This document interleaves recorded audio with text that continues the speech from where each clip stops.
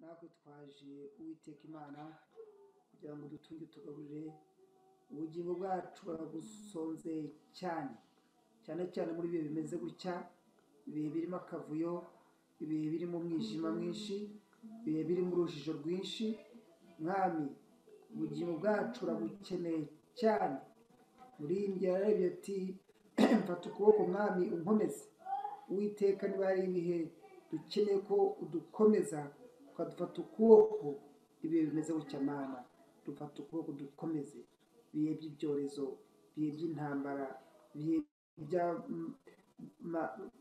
ibibazo bitandukanye, ibihe by'impuha, ibihe by'ibibazo byinshi. Mwami Uwiteka Imana, ubugingo bwacu buragukeneye cyane.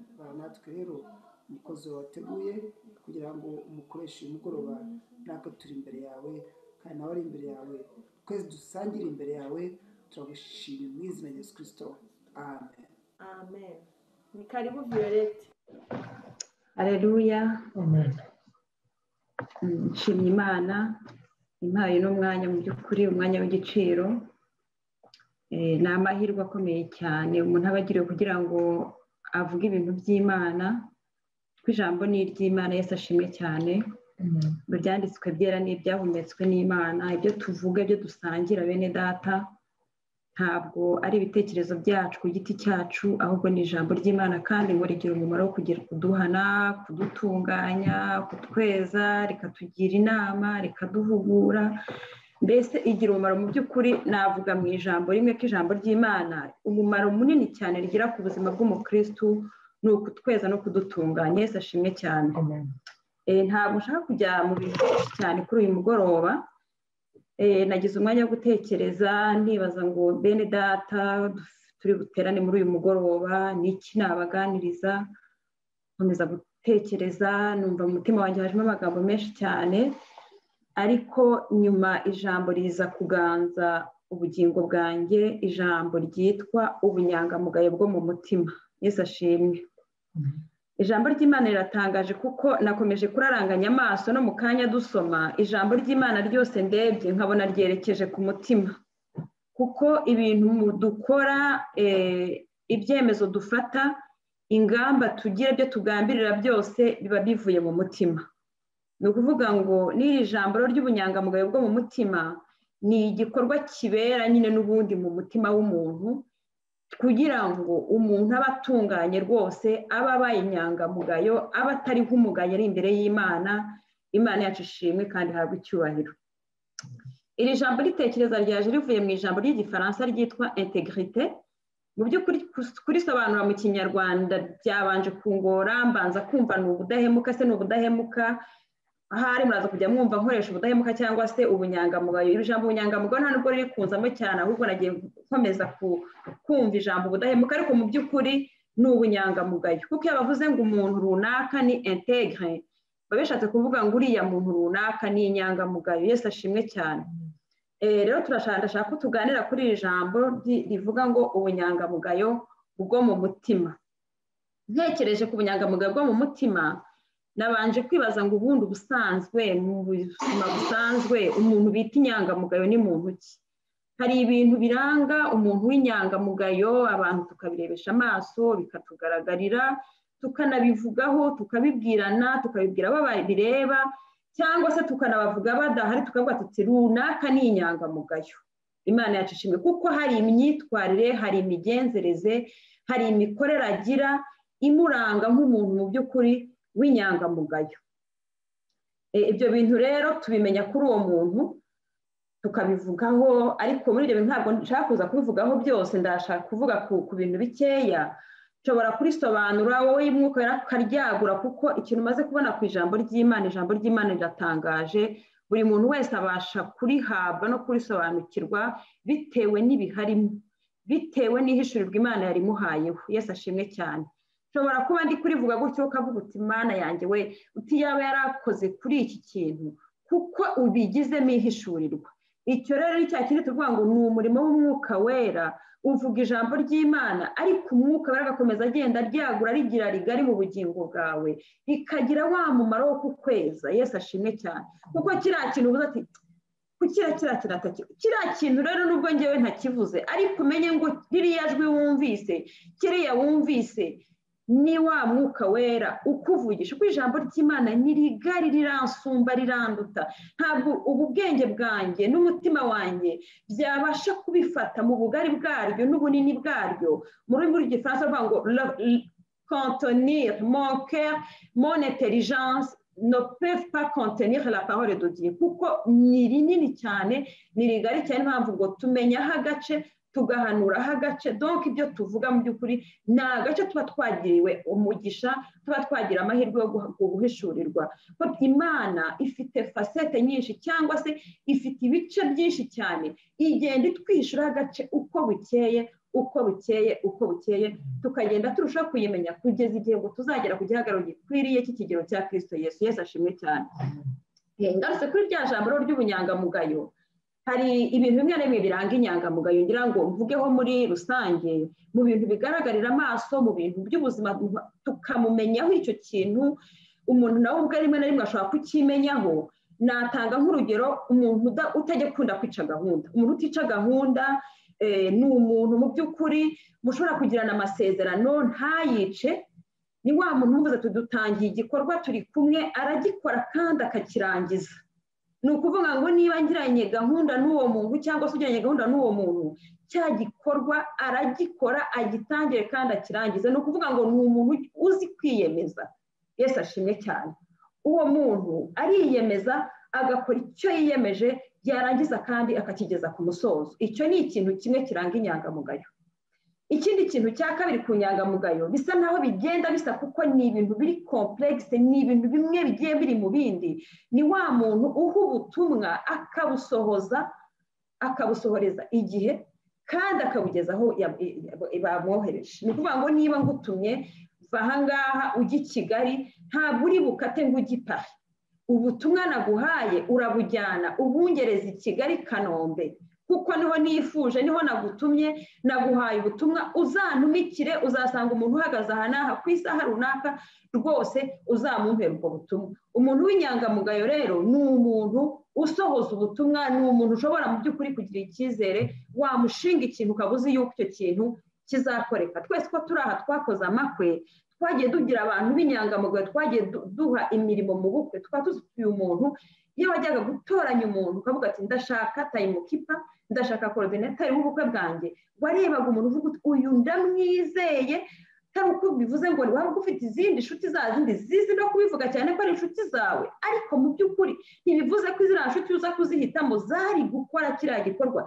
ngo zikijyane zikigeze ku musozo bene abo bantu rero akenshi ari igihe atanabyivugaho cyane gusa bwawe inyangamugayo bw'akavuga ati niba bampaye ubutumwa ndagenda musohoza hari indirimbo njya nkunda kumva mu Rwanda bavuga ngo burya umugabo nusohoza ubutumwa bw'uwamutumye Yesu ashimwe cyane icyo rero ni ikintu kiranga umuntu w'inyangamugayo ikindi kintu cya gatatu natekerejeho cyaje mu mutima umuntu w'inyangamugayo umugurije arishyura ntiyambura ni ukuvuga ngo ibitari ibye arabisubiza iyo umugurije bene uwo muntu rwose mugahana igihe arakwishyura niyo yagizemo ingorane arakumenyesha akubwira ati rero iyo amafaranga wangurije ntabwo binkundiye kuyakwishyura none ahangaha ariko uranyongeraho iminsi mike icyo nzayakwishyura umuntu w'inyangamugayo mu by'ukuri ntiyambura kuko bene uwo muntu ntabwo ajya atwara ibintu bitamugenewe afata ibintu bye ibintu bitamugenewe ibintu bitari ibye ntabwo biba ari ibye mu by'ukuri tujya tugira ingero z'abantu benshi banyereza imitungo ugasanga hari abantu bakora muri za kompasiyo nigeze kubatera ibiraka ugasanga afite ibintu aragijwe by'ipfubyi by'abapfakazi ariko bene uwo umuntu utari inyangamugayo ugasanga anyereza ibintu bitari inyangamugayo rero mu by'ukuri ntabwo ijya inyereza cyangwa se ntabwo ijya ifata ibintu bitari ibyayo rero uyu muntu cyangwa se ibintu biranga uyu muntu w'inyangamugayo ni ibintu bigaragarira amaso ariko maze kubigenzura cyangwa se maze kubitekerezaho numvise hari ikintu usobanukiwe ndavuga ngo mbese ubu bunyangamugayo butugaragarira ku maso nibwo bunyangamugayo mu by'ukuri Imana yishimira naje kumva ko hari n'igihe bigusaba ikiguzi kugira ngo ugere kuri ubwo bunyangamugayo kubera iki kubera ko wanga ko umuntu runaka azakugaya wanga ko bazakubona gutya bigasa n'ikintu cyo kuvuga ngo ndarinda reputasiyo yanjye, uko abantu bambona, ndarinda envelope, umwambaro w'inyuma. Bikaba n'ikindi gihe ushobora kwinjira mu bwiherero umuntu agakora ibintu bitari ubunyangamugayo kugira ngo agere kuri bwa bundi bugaragarira amaso, agaragare nk'inyangamugayo. Imana itugirire neza. Natanga urugero, ukaba hari nk'igihe ushaka kugera ahantu mu mpatano wagomba kuvugisha ukuri ukabeshya kugira ngo wikize. Ni ukuvuga ngo wasohotse muri cya kibazo runaka yakubonye ati uriya muntu arakomeye, ariko ntazi ibintu wakoze hariya hirya mu gikari. Hariho ikindi kintu cyawe wagurishije cy'igiciro, aricyo nshaka ko tuza kugeraho, cy'ubunyangamugayo bwo mu mutima watanze kugira ngo ubone ubunyangamugayo bw'imbere mu mutima. Ukibaza uti noneho kudahemuka cyangwa se ubunyangamugayo Imana ishaka ko tugira n'ubunyangamugayo bumeze bute? Ubwo bunyangamugayo buruzuye. Natanze urugero byantangaje cyane kuko urwo rugero nanarwanditse rw'abashyitsi, abantu mwese mwakunze kurugarukaho. Natekereje ku bashyitsi. Iyo twese twakira abashyitsi mu ngo zacu, iyo uzakira umushyitsi rero uramwitegura, urakubura. Hari ibintu wajya gusiga bijagaraye byandaraye mu nzira. Iyo uzi ko umushyitsi ari buze urabyandurura. Iyo uzi ko umushyitsi ari buze uhindura uburyo bwo guteka, uhindura uburyo bwo gusasa, ushobora no guhindura n'uburyo wambara. Ni ukuvuga ngo umushyitsi azaza iwawe hari ubundi buryo, hari indi myitwarire ugira, nyamara mu by'ukuri utari usangaho. Kubera iki? Ni cya kintu cyo kuvuga ngo nkomeye ku bunyangamugayo bwanjye. Bakavuga bati kujya kwa Violette haba hateguye, haba hameze neza. Ariko mu by'ukuri ese untunguye niba waje ku cyumweru ugasanga aratunganye, untunguye ku wa gatandatu nijoro wasanga bimeze bite? Imana itugirire neza. Hari uko kuntu nzi nk'umuntu uri byeno kuganize, mfite ibintu byanjye bimeze neza cyane, ariko hari ukundi kuntu bimeze. Ubunyangamugayo rero Imana ishaka, wenda neturoduhije gato, ni ukuvuga ngo ni bwa bunyangamugayo umuntu wagutungura akagukomangiraho urugi umaze kugera mu buriri saa 3 z'ijoro, yasuka azasanga iwawe, bwa buryo wiyaruganije mu nzu iwawe, bikaba ari nako azagusanga yaguteguje. Imana yacu ishimwe kandi ihabwe icyubahiro. Nagutungura akakubwira ati mpagaze ku rugi, agasona, ukajya gukingura uzi ko ari umufagiteri ukuzaniye amabaruwa, ugasanga ni Violette uhagaze ku muryango, azasanga ari kimwe na wa munsi nzakubwira ngo ku cyumweru nyuma y'amateraniro nzanyura iwawe. Ubwo nibwo bunyangamugayo rero Imana yacu idushakaho. Hari ibintu byinshi nifuzaga kuvuga kuko nari mfite amaverise menshi cyane nifuzaga gusoma, ariko nafashemo makeya, andi wenda ndaza kugenda parafraza. Reka ngiro Olivier abanza asomere mu Befeso igice cya 4 umurongo wa 12, uwa 13 n'uwa 15. Abefeso 4, Abefeso igice cya 4 umurongo wa 12, uwa 13 n'uwa 15. Abefeso ibice 4 ku murongo wa 12 handitse kavuga ngo kugira ngo abera batunganirizwe rwose gukora umurimo wo kugabura iby'Imana no gukomeza umubiri wa Kristo, kugeza ubwo twese tuzasohora kugira ngo ubumwe bwo kwizera no kumenya umwana w'Imana, kandi kugeza ubwo tuzasohora kuba abantu bashyitse bageze ku rugero rushyitse rw'igihagararo cya Kristo. Umurongo wa 15 waranditse ngo ahubwo tuvuge ukuri turi mu rukundo, dukurire muri we muri byose, uwo ni we mutwe ari wo Kristo. Amen. Amen. Yesu ashimwe cyane. Amen. Ubundi njya gutekereza gusoma rino jambo, afite nabyukanye umutwe w'amagambo uvuga ngo Yesu Kristo umunzani umukristo akwiriye gupimiraho ubukristo bwe. Imana ishimwe. Numvaga ari nkawo mutwe, numvaga nshaka guha aya magambo, ariko uko nkomeza kuyatekerezaho numva kuza kubishyira mu munzani biri buze kungora, ariko mu by'ukuri nabyukanye numva nshaka gufata Yesu nk'umunzani dukwiriye kwipimiraho. Nabyutse numva nshaka kuza gukora ka illustration ngashushanya, ngafata umunzani w'isahani nkashyiraho ibuye ari we Kristo, kuko n'ubundi murabizi ko ari ibuye rikomeza ifuruka, hanyuma ku rundi ruhande rw'isahani nkashyiraho Violette. Imana ishimwe. Noneho nkaza kurigerageza, ngerageza hari ikintu ngenda nongeraho kuzageza igihe nzaringanira na Kristo. Yesu ashimwe. ntekereza kuri ayo magambo yo kwipimira kuri Kristo, kuko ndi gutekereza ayo magambo turaza kubigeraho muri bwa budahemuka, ariko nsira kubigera muri domene yaho mu bigendanye n'amarorasiyo tugira n'abandi bantu. Nsanga kenshi mu bukristo ntabwo dukunda kwikompara na Yesu, ahubwo dukunda kwikompara n'abandi. Ubukristo bwacu tugira tendance kenshi yo kubupimira uko abandi babigenza kuruta uko tubipimira uko Kristo yabigenje. Yesu ashimwe cyane. Nkavuga ngo urumva ngo akenshi Imana ifashe, maze iminsi icyo kintu ngitekerezaho nanakigaho, ndavuga ngo Imana ningirira ubuntu, nigira umwanya wo kuvuga ijambo ry'Imana, nzajye mvuga igihe ubwanjye nikompara kuri Kristo, kuvuga nikompara n'undi muntu, nikompara n'umuyobozi wa gahunda. Yesu ashimwe cyane, kuko ntabwo kwikompara n'undi muntu, nigeranya n'undi muntu, ntabwo uriya muntu wundi mvuga si we munzani ngomba kwipimiraho.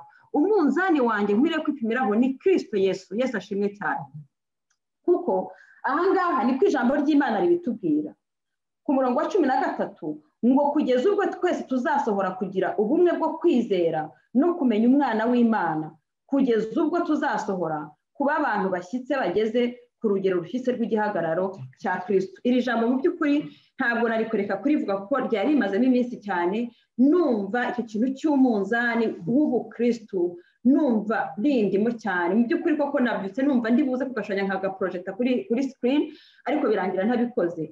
Ariko dukwiriye kureba Yesu akure muntu twigereranya muri bwa bunyangamugayo bwacu dushaka kugeraho, tugende twipimanya na Yesu, tugende tugira ibintu bimwe na bimwe, tugenda duhindura, tugende tugira ibintu twiga, tugira ibyo dufata, tugira ibyo tureka. Hari ukuntu abantu bajya bapima, najyaga mbere bakoresha amabuye, ukabona umuntu ashaka kugira ibiro 5, akatuye akura akagira ibindi andi mabuye agenda asimbuza kugira ngo aze kugera kuringaniza ibiro n'amabuye ari gupimisha cyangwa se ibuye ari gupimisha. Twere ibuye twipimaho ni Yesu Kristo, ibuye rikomeza imfuruka. Yesu ashimwe cyane. Muri aya magambo rero harivuyemo ibintu byinshi cyane aho ndi kubyibaza. Noneho ijambo rya mbere nashatse kuvuga mu by'ukuri ijambo ry'ubunyangamugayo, harimo ibyo kugerageza kuringanira na Kristo, ko nituringana na Kristo tuzaba tugeze ku bunyangamugayo Imana idushakaho. Rero nashatse kuvuga ku bintu bibiri: ubunyangamugayo, kuba inyangamugayo tugira umutima utunganiye Imana. Yesu ashimwe cyane. Kuba inyangamugayo dushakisha kugira imitima itunganiye Imana. Nari nafite amaverse menshi cyane, nifite amaverse ariko sinshaka kuyasoma yose ngo nyarangize. Hari aho natari mu Efeso, ariko muri iki gice cy'Abefeso batubwira ngo dutunganywe rwose. Niko muri iki gice tumaze gusoma hatubwira, harimo ijambo ritubwira ngo dutunganywe rwose. Yesu ashimwe. Ikintu gitunganye ni ikintu cyamaze kuvaho ibintu bitameze neza. Nigeze kubona ahantu bavuga ngo ni ugukorera urutoki, hari ibintu bagenda batema bavanaho, ibintu bitameze neza bagenda babyegezayo kugeza igihe yansina ibitunganye ikazatanga umusaruro. Ntabwo twahinze ikawa ariko nabonye n'ahandi ngo bakorere ikawa kugira ngo zizatange umusaruro. Iyo uhinze hari ukuntu ugenda utunganya imyaka yawe kugira ngo izatange umusaruro. Kugira umutima rero dukwiriye gutungana rwose nk'uko iri jambo ribitubwira mu Befeso. Dukwiriye gutunganywa. Mu Bafilipi igice cya 4 umurongo wa 8, reka Olivier hasomere Abafilipi igice cya 4 umurongo wa 8. Nagira ngo muri kwa gutungana ntabwo ndagerageza kwihutisha. Igice cya 4 umurongo wa 8. Aha muri iki gice cya 4 umurongo wa 8 hatubwira uburyo ki imitima yacu ikwiriye kwifata. Ni ibiki ibintu dukwiriye gushyira mu mitima yacu kugira ngo dushobore gutungana. Yesu ashimwe cyane. Ndetse ngo ibisigaye bene data, iby'ukuri byose, ibyo kubahwa byose, ibyo gukiranuka byose, ibiboneye byose, iby'igikundiro byose n'ibishimwa byose, niba hari n'ingeso nziza kandi hakabaho ishimwe, aba ari byo mwibwira. Amen. Amen, amen. Muri iki gice haratubwira uburyo, mu rurimi rw'igifaransa aho ndabikunda cyane, wenda nkoresheje mu gifaransa, haravuga ngo ni nko kuvuga ngo attitude.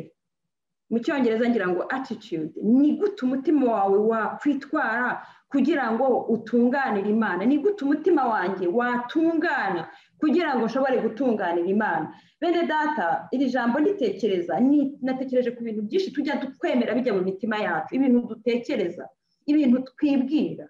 Imana itugirire neza. ariko noneho Pawulo yandikiye Abafilipi arababwira ngo ibisigaye bene data, iby'ukuri byose, ibyo kubahwa byose, ibyo gukiranuka byose, ibiboneye byose, iby'igikundiro byose n'ibishimwa byose, nihaba hariho ingeso nziza kandi hakabaho ishimwe, aba ari byo mwibwira, Imana yacu tugirire neza. Ngira ngo nari narebye muri Bibiliya ya vuba aha ngaha haranditse ngo ahasigaye bavandimwe, Yesu ashimwe cyane. Atuka harimo ikinyarwanda, iki kinyarwanda madame ujye ukunda kwifasha ko nkurikira ntuze amagambo agenda ashayarenga, nkunda ukuntu akoresha iyi Bibiliya ya vuba, ivuga ibintu kumva biratomoye, ni ikinyarwanda kiri fasire, ikinyarwanda cyumvikana cyane. Ngo ahasigaye bavandimwe, icyitwa ingeso nziza cyose n'igikwiriye gushimwa cyose, n'iby'ukuri n'ibikwiye icyubahiro, ibitunganye n'ibiboneye, ibikundwa n'ibivugwa neza, aba ari byo muhoza ku mutima. Yesu ashimwe cyane. Bene data, hari ikintu kimwe nemera, burya gukiranuka cyangwa se gukora neza umuntu ashobora kubyitoza. Yesu ashimwe cyane. Iri jambo ushaka narivuga ngo reka twitoze, kuko aravuga ngo ahasigaye. Noneho mu bisigaye rero mwari mwagerageje, hari ibindi biri babanje kubabwira reka mbyiteguye, mwari mwagerageje hari ukundi kuntu byari bimeze, ariko noneho dore ibintu bisigaye. Ni mwitoze kugira ibyo bintu byiza mu mitima yanyu, mwitoze kwibwira neza. Yesu ashimwe. Mwitoze gutekereza neza, mwitoze guhimbaza Imana mu mitima, mwitoze kugira ingeso nziza. Ibi ni ibintu nabonye umuntu yitoza. Bene da, umuntu yitoza kuvuga neza bikaza. Yesu ashimwe cyane. Umuntu yitoza kuba umugwaneza bikaza. Imana itugirire neza. Ngo icyitwa ingeso nziza cyose n'igikwiriye gushimwa cyose, nuvuga ngo n'igikwiriye gushimwa, nuvuga ngo n'ikintu waza ari nijoro ntunguye kwa gatandatu ukaza ku cyumweru ku manywa dufitanye gahunda ugasanga afite ikintu gishimwa. Yesu ashimwe. Bitari ukuvuga ngo ndaza kubitunganya kubera yuko Olivier ari buze kuza kundeba uyu munsi. Oya, ibishimwa twitoze kubigumana igihe cyose, bibe ibintu temporere, ahubwo bibe ibintu by'iteka ryose. Ibishimwa byose tugerageze tubigumane mu mitima yacu, kandi ngo n'iby'ukuri, Imana itugirire neza, ngo n'ibikwiriye icyubahiro, ibitunganye n'ibiboneye, ibikundwa n'ibivugwa neza, aba ari byo muhoza mu mitima yanyu. Imana yacu itugirire neza. Twitoze kugira iyi attitude y'umutima, twitoze ukuntu umutima ukwiriye kumera mu gutunganira Imana, bizatuzamura tugeze hahandi twifuza kugera. Mu Bakorinto igice cya kabiri, mu Bakorinto ba kabiri igice cya kane umurongo wa kabiri, ho bavugamo ibintu dukwiriye kwanga. Ushobora kuhandebera Abakorinto ba kabiri igice cya kane umurongo wa kabiri. Abakorinto ba kabiri igice cya kane ku murongo wa kabiri ngo ntiducogora, ahubwo twanga ibiteye isoni bikorwa rwihishwa, tutagendera mu buriganya kandi tutagoreka ijambo ry'Imana, ahubwo tuvuga ukuri tweruye, bigatuma umuntu wese adushimisha umutima we imbere y'Imana. Muri Bibiliya y'iki gihe haravuga ngo ahubwo, reka mpere ku murongo wa mbere, koko rero Imana yatugiriye imbabazi idushinguye umurimo, nicyo gituma tudacogora. Ahubwo twazinutswe ibiteye isoni byose bikorwa rwihishwa, ntitukifata nk'abariganya cyangwa ngo duhindagure ijambo ry'Imana, ahubwo tugaragariza buri muntu ukuri kw'Imana kugira ngo aturebereho, agire umutima unyuzwe imbere yayo. Yesu ashimwe cyane. Ijambo nashatse gusurinyaho cyane ni uyu murongo, akarongo ka mbere kavuga ngo ntiducogora, ahubwo ahangaha ngo ahubwo twanga ibiteye isoni bikorwa rwihishwa. Tumaze kubona ibintu dukwiriye gufata mu mitima yacu, kwa kwitoza gutekereza ibyiza. Noneho muri kwa kwitoza gutekereza ibyiza, reka twange noneho ibiteye isoni bikorwa rwihishwa. Ngitekereza kuri bino bintu, navuze kuri aspect ebyiri, kugira umutima utunganiye Imana, no kuri aspect relationnel cyangwa se mu mibanire tugirana hagati yacu na bene data. Ariko reka se nusimbuka se n'udevansaho gatoya, uku kuntu ngo kwanga ibiteye isoni, ni ukuvuga ngo naje gutekereza, ushobora kubona umuntu ari inyangamugayo ukamubona ameze neza, ariko akaba afite ibintu biteye isoni mu mutima we. Nakomeje kumva urugero rukomeza kunzamo, ushobora kubona umuntu ari umuvugabutumwa international, ari umuntu rwose abantu bose bavuga bati uriya we c'est très bien, ariko ariko akaba ari umuntu wenda urugero wamazwe no gucira abandi imanza, akaba yaragiye yihananika ku musozi w'ubwibone, akumva ko mu by'ukuri ahantu ahagaze ari umuntu w'igitangaza, akaba ari umuntu ushobora kuba agayira abandi mu mitima, akaba ari umuntu ugira konvuwatize, ugira irari cyangwa se kwifuza, akaba ari umuntu ushobora kuba agira jaruzi mu mutima we, ugira ishyari.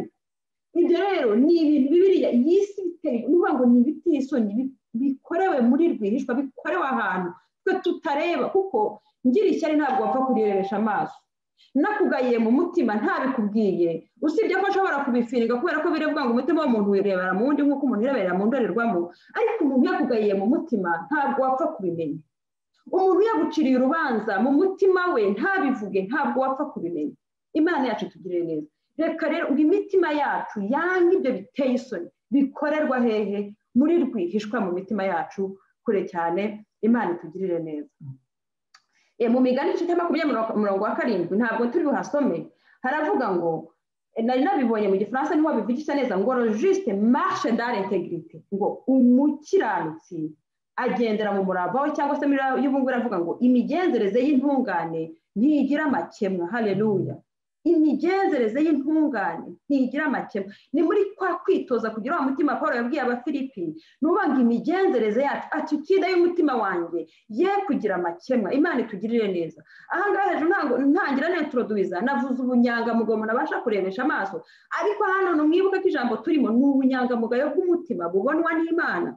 Yesu ashimwe kandi atugirire neza. Ubunyangamugayo bw'umutima nta muntu urebesha amaso wapfa kububona, ahubwo ni ubunyangamugayo burebwa kandi bukamenywa n'Imana. Imana yacu tugire neza. Nuko rero ngo imigenzereze y'intungane ntabwo igira amakemwa. Imana yacu ishimwe kandi ihabwe icyubahiro. Hano rero nkiri aha ngaha naje kubona ingero muri Bibiliya z'abantu bimenyeho ubudahemuka cyangwa se bimenyeho ubutungane bari imbere y'Imana.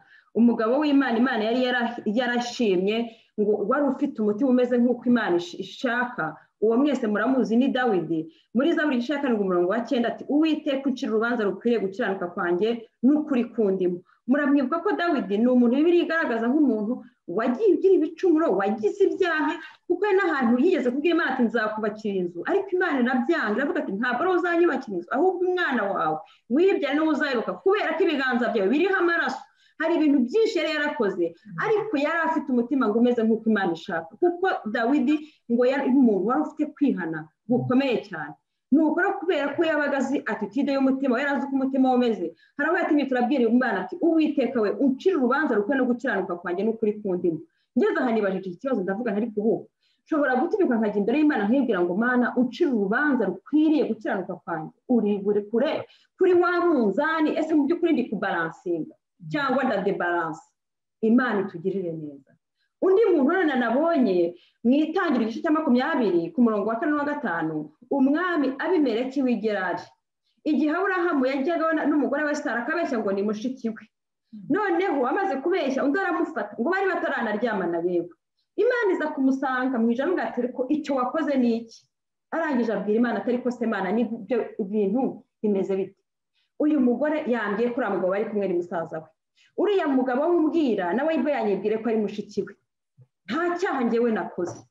Urumva ntibari bakanaryamanya amahirwe. Arangije aravuga ati, rero icyo nakoze icyo ngikoze mfite umutima ukiranuka n'amaboko atanduye. Imana itugirire neza. Ni hehe nashobora guhagarara nkavuga ngo Mana icyo nakoze icyo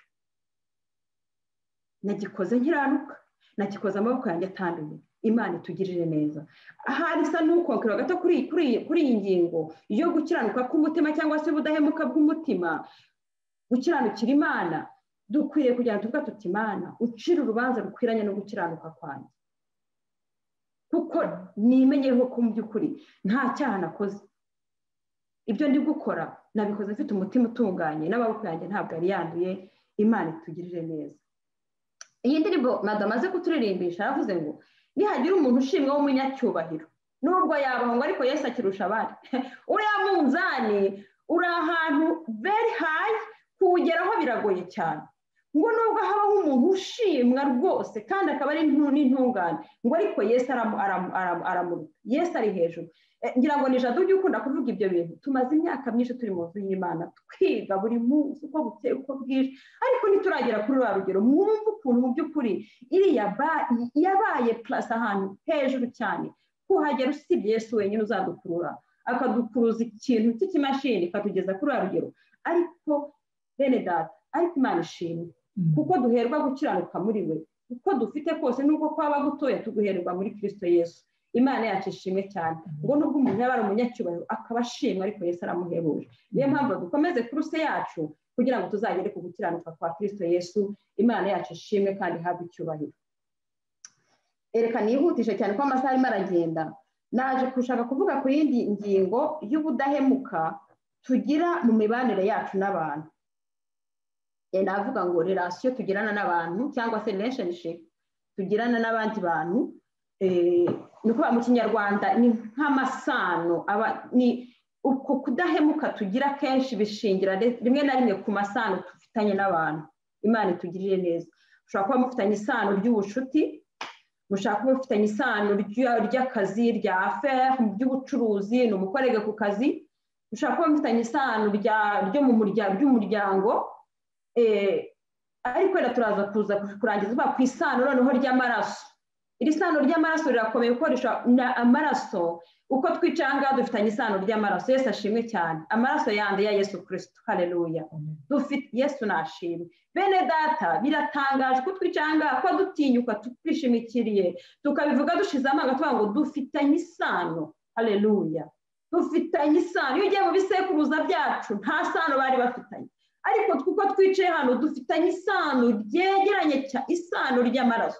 Yesu ashimwe cyane. Ubundi iyo abantu bafitanye isano ry'amaraso, iyo umwe agize ikibazo cyo kubura amaraso undi abasha kumuha. Ngira ngo murabizi bakavuga ngo umuntu ufite groupe O ngo yabuze amaraso ngo ni umudoneri ngo aha abantu bose. Yesu ashimwe cyane. Ntekereza ko twebwe dufite groupe O dushobora guha abantu bose. Imana yacu ishimwe kandi ihabwe icyubahiro.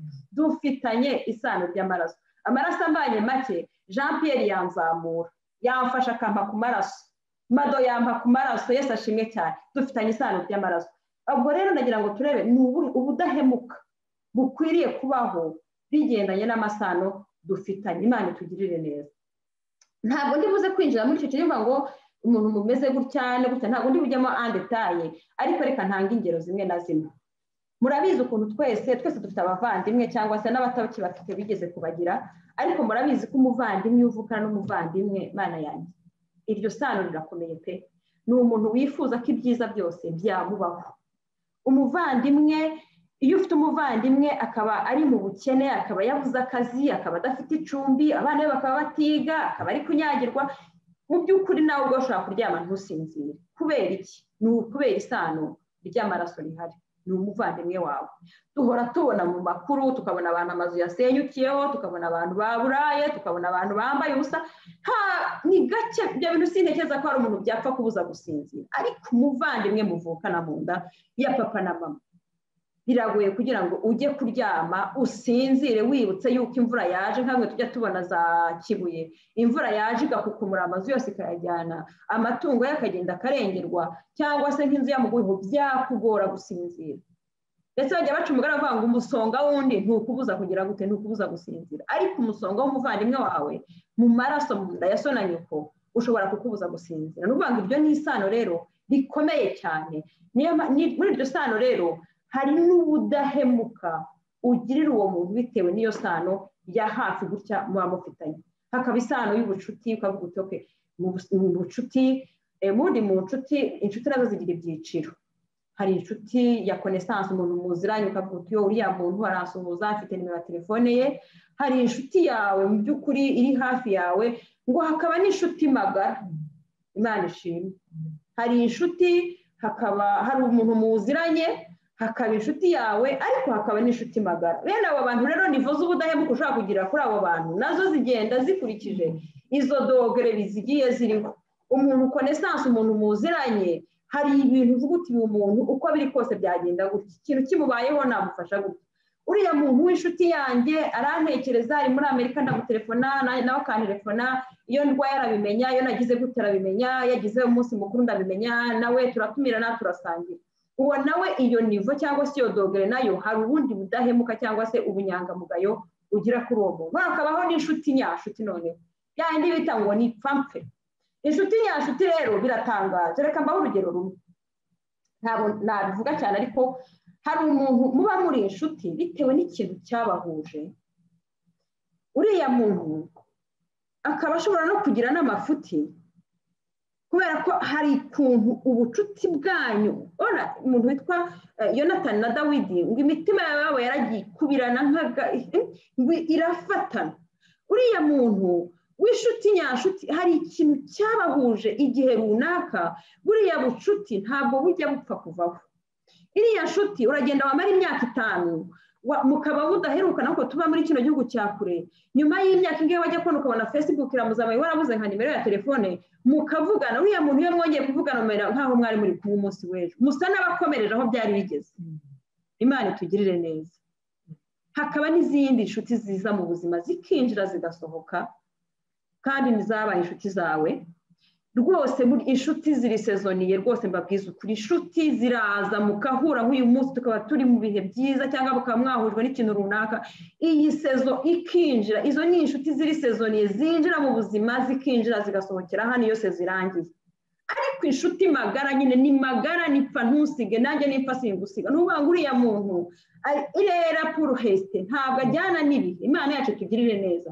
Ni wa muntu niyo ari umunyabifuti ugerageza kumukavaringa, umugira inama mu gikari, ntumushyira ku karubanda, kuko ni inshuti yawe. Bene data, iriya nshuti urayifite, nanjye hari iyo ufite imeze gutya, nawe hari iyo ufite imeze gutya, kuko ni inshuti yawe, murabana mwarabanye, hari ikintu cyabahuje, hari uburyo byagenze murahura. Ni ukuvuga ngo iriya nshuti yawe rero hari ukuntu umubikira ibintu mu mutima. Imana itugirire neza. Iri kuri iyo kintu cya relationnel, nibajije kuri ikintu cy'inshuti nyashuti n'inshuti bisanzwe cyangwa se inshuti sezoniye, naje kwibaza ibintu byinshi cyane. Ariko mu Bafilipi igice cya 4 ntabwo ndi buhasome, bavugamo ijambo rivuga ngo ku murongo wa 14 na 15 muzamukubisa muraza kubisangamo, ariko ndavugaho umurongo umwe wonyine uvuga ngo kugira ubumwe bwo kwizera, tuvuga ukuri turi no mu rukundo. Yesu ashimwe cyane.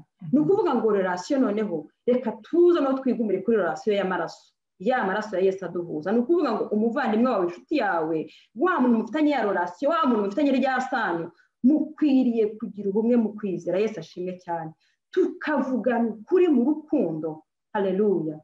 Umuntu mujyana mu rugendo ni magara, ntusige. Bene data, uko byagenda kose twese turi mu rugendo turajya mu ijuru. Ni ukuvuga ngo rero natwe isano dufitanye ni magara, ntusige. Mado, isano hagati yanjye nawe ni magara, ntusige. Dukwiriye kugirana ubumwe mu kwizera. Yesu ashimwe cyane. Nkagutera umwete, nkakuboostinga. Imana ishimwe. Madogeze kumbwira ati ariko nkunda ukuntu ujya ubona ibintu byiza n'ahantu umuntu yabanaga nta kigenda. Njyewe Imana yampaye impano yuko iyo nshobora kuza nkakubonaho utuntu wenda tugize, nkagerageza kugutera umwete, nkakuboostinga ibintu biri positive muri wowe, kuko mu mpano ufite hari igihe umuntu ugenda wifasaizinga ku bintu biri negatifu, umuntu agatinda kureba bya bintu bitagenda, agakererwa gukora ibyiza nyamara byari bihari. Ariko iyo uza gushyira imbaraga ku bintu byiza, biriya bintu bibigeraho bikabetufe. Imana ishimwe. Iyo umuntu aramubwira ati umwana mwiza, ngira abana hano bisaba ibintu bita ngo ni renforçateur, ukagenda urenforcer les comportements positifs, kuko akenshi iyo twifasaizinze ku bintu biri negatifu bituma abantu bakererwa gutinda kuvuga ngo yambwiye umunsi ejo niduhura no hazambira iki, ugahora usi kuri etape, ntibiperimeta ko wavansa ngo uve ku ntambwe imugere ku yindi, kuko hora wowe mvuga ati biraza kugenda gute. Ariko iyo ugize amahirwe muri ya relation nziza yo kugirana ubumwe mu kwizera, mukazamurana kwizera, ninkubwira nti waririmbye neza wadufashije, cyangwa akubwira nti wakoze business neza, cyangwa se akazi wabonye ndumva ari keza rwose kandi ntuzirime, tuzazamuke nushaka uzagere ubuzana kuba umuyobozi w'ibitaro, kakuboosting ukagenda no wowe gihe nawe ti donne le meilleur de toi-même. Yesu ashimwe cyane. Ugenda ubwo bumwe rero nibwo bukwiriye abana b'Imana, gutera mwene so gutanga le meilleur de lui-même. Yesu ashimwe cyane. Kuko nyiri kuri icyo kintu hari ibintu nakunze kugenda nobuseriva mu kirokore ugasanga igihe cyose ntabwo duterana umwete ariko umwuka uri behind icyo kintu rimwe na rimwe ni ikintu kiba kimeze ni nka jaruzi ni nka kompetisiyo ariko si no mu kirokore gusa no mu buzima busanzwe ndabibona ugasanga mu kazi ndagerageza muvuge nabi cyangwa ndagerageza mbigire gute kugira ngo we asubire hasi kugira ngo asubire hasi bye kwa avanse yese ashimwe cyane tumaze igihe gito dutangiye minisiteri dukeneye voza kohajoma kugira ngo dushobore gutanga romeya kudonume yese ashimwe cyane Kamaya anafite minisiteri n'umuryango we akeneye ko tumwankuraja tukamansiona ibintu byiza n'ubundi ugiye gutera umuntu umwe atavuga ati dore ubundi harinzanyemo na ka social worker urabanza ukabwira umuntu ugasura repuwe positive amara gusinya repuwe positive no kamubwira turi akanu kameliyo bizahita bizamuka bigere ku yindi etape ubundi cyo nicyo twari dukwiriye gukora yese ashimwe cyane biruta ko nagamubwira nti yewe bado waririmbye ariko wabyishe ubu taravuga tubuse ndiburirimbe yaje gusenga yicaye hariya muri ntebe gusa ndaririmba yewe none haza kumbwira gute ugasanga icyo kintu bene data uko kudahemuka ndabivuga daro sansi yo kwibwira kwiza mu mitima yacu dushyiramo ibintu byiza mu mitima twibwire kuri bene data ibintu byiza Yesu ashimwe cyane tuvugane ukuri kandi tubivugire mu rukundo Imana yacu tugirire neza tugire urukundo bene data hariya naje kubona ngo ingorane zigenda ziba mu cyangwa se navuga rezanje ariko umuntu hagira akabura n'ikinyarwanda ziboneka mu mibanire y'abantu cyane cyane mu rugendo rwa gikirisito hari ijambo ry'abatubwira ko mu by'ukuri twakagombye gushyira abagenzi bacu imbere mu byiza mu bishimwa ukwiriye gushyira mugenzi wawe imbere ni ukuvuga akaba priorite kuko hari akantu ugeze gusoma kare kavuga ngo mu gifaransa karavuga ngo fais l'amour ta priorité urukundo reka rube priorite reka rube urwibanze mu bintu byose nujya kugira ikintu ukorera mwene so uvuga uti imbere ya byose urukundo nubanza urukundo izindi puwe ziri bukurikireho ukazirebera muri ya ndorerwamo y'urukundo biraza kugenda neza Yesu ashimwe cyane kuko Bibiliya yo ijambo ry'Imana murabizi n'itegeko ry'umwami yatubwiye ko dukwiriye gukunda bene data nk'uko twikunda iryo ni itegeko Imana itugirire neza nageze ahantu numva ndatsinzwe ndavuga ntiko se ni kangahe mu mutima wanjye numva nifuje ko mugenzi wanjye mbona abaweho n'ibintu byiza yateye imbere n'ibyari nakwishimira ko mugenzi wanjye yabonye akazi ni kangahe nakwishimira kubona ko impano z'Imana zavutse mu muntu mwene data arimo atera imbere mwene data arimo agenda yevuriwa ni kangahe nicara mu mutima wanjye nkumva biranejeje ni ukuvuga ngo hirya y'iriya rido yo kuzabwira nti wawe wakoze neza ariko hirya mu mutima ni iki kiriyo hahandi ese ngutunguye nijoro nta komanze nkaza ibyo nakubwiye cyangwa ukantungura ibyo nakubwiye ijoro n'ibindi byo wasanga mu mutima wanjye Imana yacu ishimwe kandi hafi icyubahiro aha nibajije ngo mbese tujya tunezezwa no kubwira bene data turi mu guhugurana amagambo abakomeza amagambo abatera umwete amagambo abatera imbaraga cyangwa tunezezwa no kubona uko ndagiye mutera akantu k'agakwasi k'agahwa ubundi ace bugufi dore n'ubundi yaririmbye neza ariko mbaze mubwira akantu noneho abanza ace bugufi nabo urabwiwe nibyo bubanze bugabanuka izo ni imvugo zo mu kirokore Imana yacu tugirire neza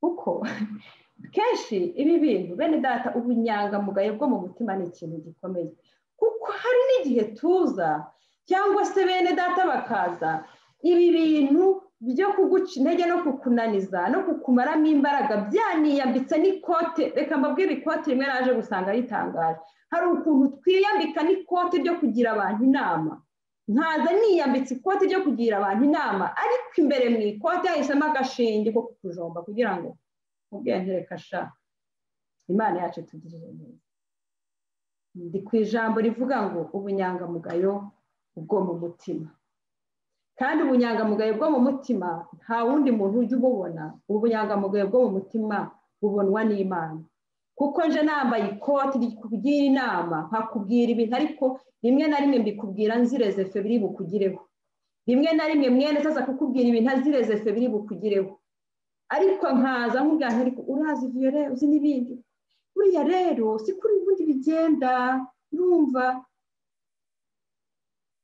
cya kintu ariko mesaje cyangwa se igikoresho uti we yari afite ihishe muri rya koti ryiza ryo kukugira inama, rikaza mu by'ukuri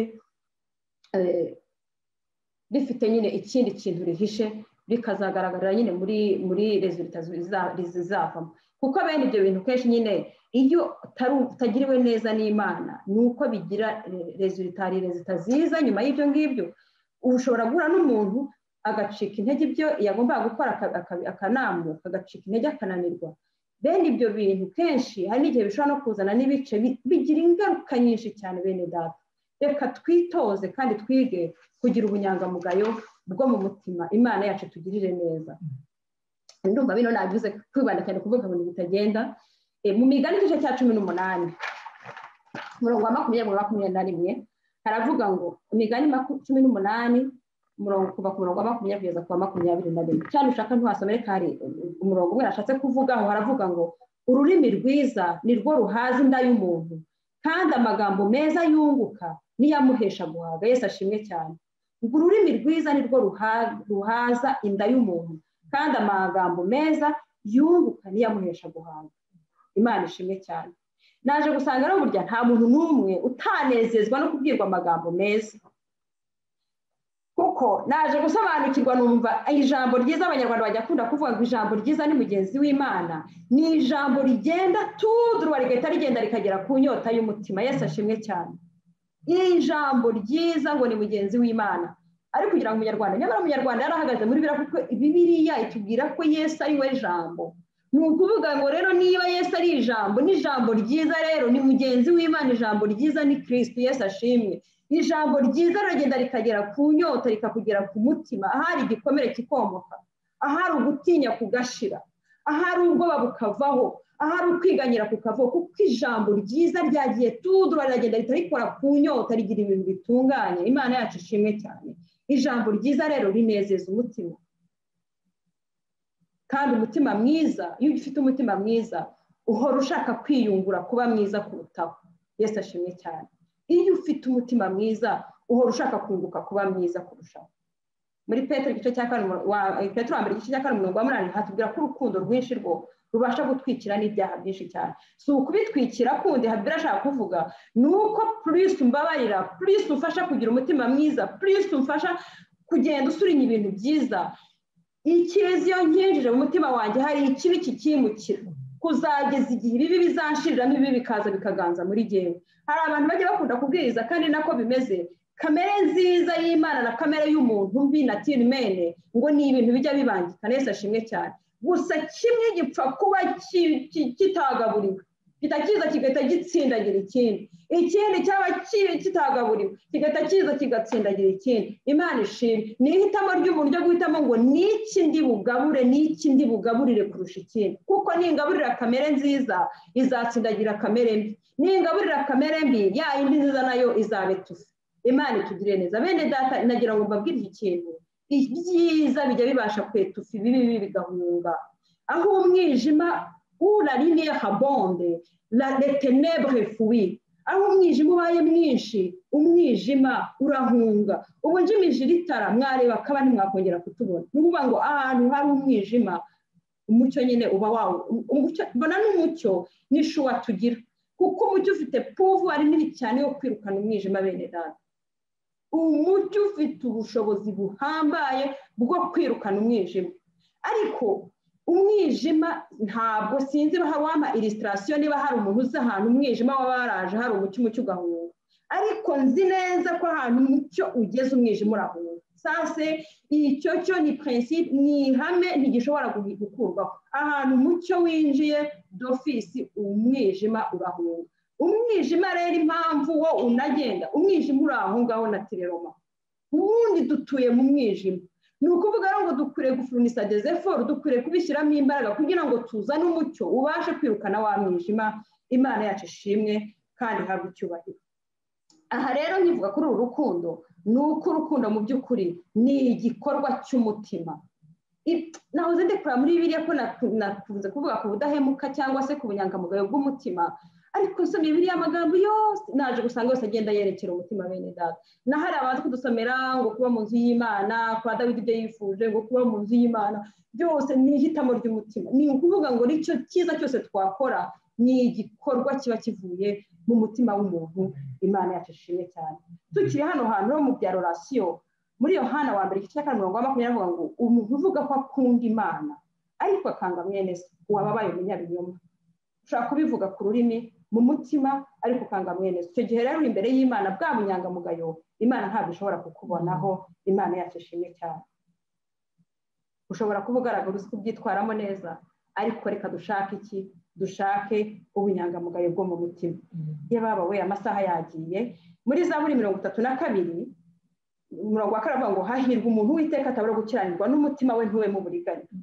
Numvaga ashaka kuza gusoma Zaburi 39 kuva ku murongo wa 1 kugeza ku 14, ariko ntabwo ndi buwusome.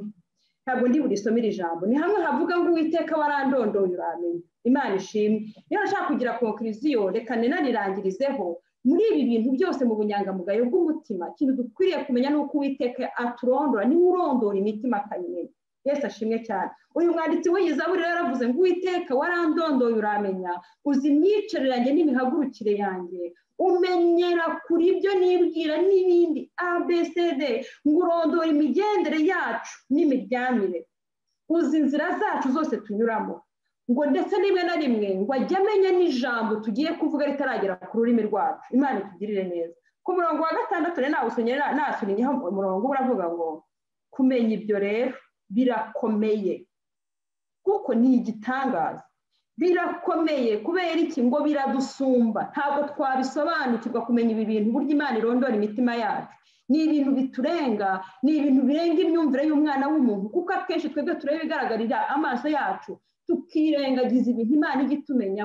Ubu bumenyi bwo kumenya umutima no kurondora umutima no kuwusobanukirwa no kuwutunganya nk'uko twabibonye ni ibintu birenze ubwenge bwacu. Ubwenge bwacu ntabwo bwashobora gukontorora bino bintu, ariko aho tugenda hose bene data tubifashe nk'umwanzuro, tuzirikane kuri iyi Zaburi 139 aho ivuga ngo Uwiteka Mana warandondoye uramenye. Yesu ashimwe. Ni ukuri ijambo ubwanjye nige Liliane yigeze kutubwiriza ijambo, aravuga ngo nujya kuvuga ijambo ujye uvuga ijambo ubanze wumve ko rigufashije. Bene data nanjye ubwanjye ndatsinzwe, kuko nzi neza ko Uwiteka Imana ari urondora umutima wanjye akawumenya, akamenya ibyo nibwira. Urarogeza avuga ngo nubwo nahunga nkajya mu mwijima gute, umucyo wawe uraza ukandukariza ukamenya ahantu ndi. Naho nahungira hehe nubwo najya kuri extremiste z'isi, ku mpera z'isi, Imana ntaho naguhungira. Ni ukuvuga umwigeze kuvuga ngo nta rugendo rurerure rubaho mu buzima bw'umuntu nk'urugendo rwo mu mutwe rugera mu mutima. Twafashe indege kugera n'ahangaha ngo ni ibirometero ngera 15,000 wava Ruduwazo, ni ahantu kure cyane, ariko urwo rugendo ntabwo ari rwo rurerure kuruta urugendo ruva mu bwenge bwacu rujya mu mitima yacu. Imana itugirire neza. Urwo rugendo Imana irukoramo nk'akarabyo gutya ikaba yarurangije. Imana yacu itugirire neza. Imana iturengere, tumenye ko Imana igirondora imitima yacu ikayimenya. Kandi mu by'ukuri uyu murongo wa 6 watumye numva acishijwe bugufi, kuko nasobanukiwe neza ko ibyo bintu byose ntashobora kubyimenyesha by'ubwanjye. Nasobanukiwe yuko nta muntu wabimenya neza uko biri atabihawe na Data wo mu ijuru. Imana itugirire neza. Uyu mwanditsi yaranditse aravuga ngo nta naho guhungira Uwiteka hahari, ngo mu mwijima ntugira n'umwijima, ntugira icyo ubuhisha. N'umwijima ubwawe, kuko Imana ni umucyo, kandi twamenye yuko ahantu umucyo ugeze umwijima urahunga. N'ubwo ngo nubwo wajya mu mwijima umeze gute rero nta kintu gishobora kwihisha Imana. Bene data Imana yacu nishimwe kandi habwe icyubahiro. Reka Imana idufashe, idushoboze gushaka ubunyangamugayo bwo mu mutima. Ubunyangamugayo bw'inyuma ni bwiza, kuko n'ubundi kuvugwa neza nabyo ni byiza, besha Data icyubahiro nko rya jambo ryatubwiye, ariko tugerageze dushake kuvugwa neza kuko besha Data icyubahiro hanze, ariko dushake no gushimwa n'Imana Data ibasha kureba handi hiherereye. Menye ngo ibyo navugira ku irembo cyangwa ibyo nakorera ku irembo bibe bihuye n'ibyo nkorera mu gikari.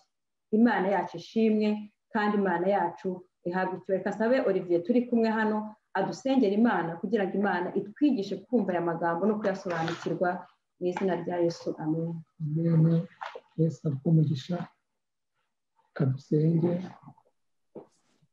Iteka umwami Imana yacu, amagambo yawe turayumvise, tuyumvishije amatwi yacu, ariko turakwinginze ngo uyashyikishe ku mutima. Data, iyo amagambo yawe ageze ku mitima yacu atuma duhindura ibice by'imitekerereze. Ijambo ryawe rigeze mu mutima wacu mwami ritubera urumuri ku buryo gutekereza kwacu kwa kwiza. Kandi nanone ijambo ryawe riratubwira ngo